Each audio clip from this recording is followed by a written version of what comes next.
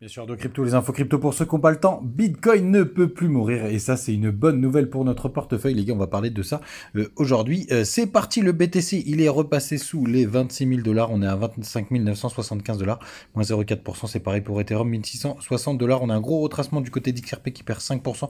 BNB est juste au-dessus des 200 dollars. Il a perdu 3,6%.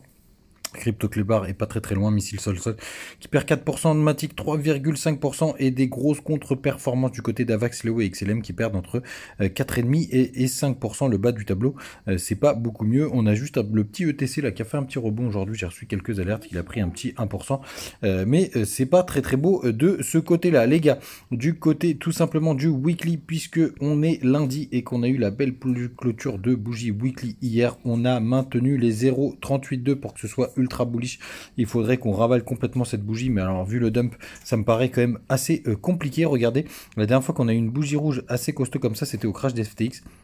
Donc c'est intéressant parce que maintenant on peut enfin en parler puisque la bougie est clôturée. Donc en général, si on a une bougie d'avalement, pour le coup c'est plutôt une bonne nouvelle, mais là pour l'instant c'est pas du tout ce que nous indique le cours, les gars. Donc faites vraiment très attention, mais en tout cas on tient les 0,382. Il va falloir descendre sur les plus petits time frames pour voir ce qui s'y passe. Du côté du weekly, du RSI weekly, malheureusement on a brisé la trendline qui permet de définir les tendances haussières et les tendances baissières sur le weekly. Donc c'est un petit peu mauvaise nouvelle de ce côté-là, mais il va falloir coupler tous les indicateurs.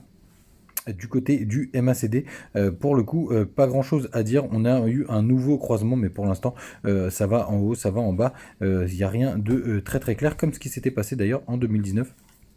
Je vous remontre, hop, on a eu pas mal de, on a eu un croisement baissier et un croisement haussier.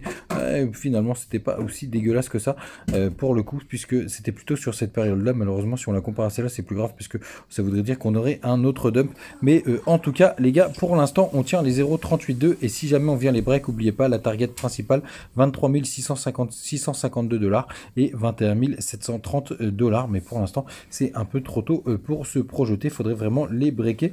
Du côté du Telegram, n'hésitez pas à nous rejoindre hein, comme d'hab, on discute, on s'échange nos plans, on échange pas mal de choses sur les plus petits time frames du côté du 1 heure.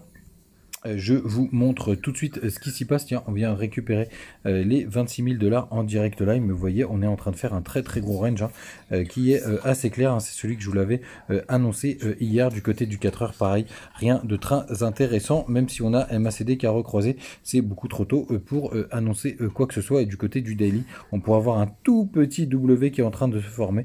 On va voir ce que ça va donner d'ailleurs. Et je ne vous ai pas montré le long short ratio qui est toujours très intéressant, mais malheureusement, toujours cette majorité de personnes qui sont en longue.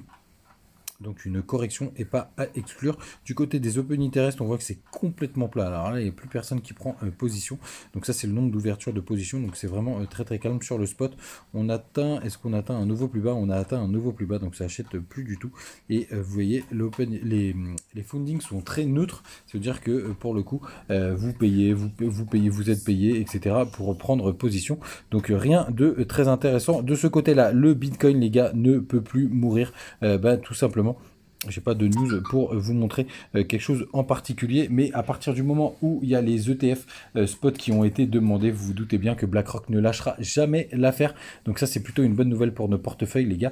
Donc en tout cas, si vous croyez au Bitcoin, vous êtes au bon endroit au bon moment et c'est assez intéressant de voir toutes les personnes qui s'y intéressent aujourd'hui. Et pour le coup, c'est à la différence d'être en bull run, quand vous avez votre grand-mère, votre maman ou plein d'autres personnes qui commencent à vous dire je veux acheter du Bitcoin, là ce sera vraiment un moment pour vendre. Mais tous ceux qui vous posent la question aujourd'hui, c'est plutôt intéressant, ils sont plutôt dans le sens du vent, les gars. Donc pas de panique, prenez du recul, profitez encore des vacances si vous l'êtes. Et puis si on a une correction, les gars, tout simplement ça nous permettra de recharger comme des cochons. En tout cas, c'est ma target, donc no stress. Toujours en tendance haussière en weekly, hein, n'oubliez pas, puisqu'on n'a pas breaké les 24 000, les 25 000 dollars grosso modo, hein, qui sont un très gros support, les gars. Mais désormais, on peut vraiment se dire que le Bitcoin ne peut plus mourir. Il y a trop d'institutions qui sont intéressées par le Bitcoin. Et je pense qu'Ethereum est à peu près du même niveau, puisque c'est la suite logique. Les gars, vous savez tout. Passez une très bonne journée, passez une très bonne soirée. Peu importe où vous m'écoutez, quand vous m'écoutez, je vous salue bien bas et on se retrouve comme d'habitude tous les jours, même en vacances. Salut les gars.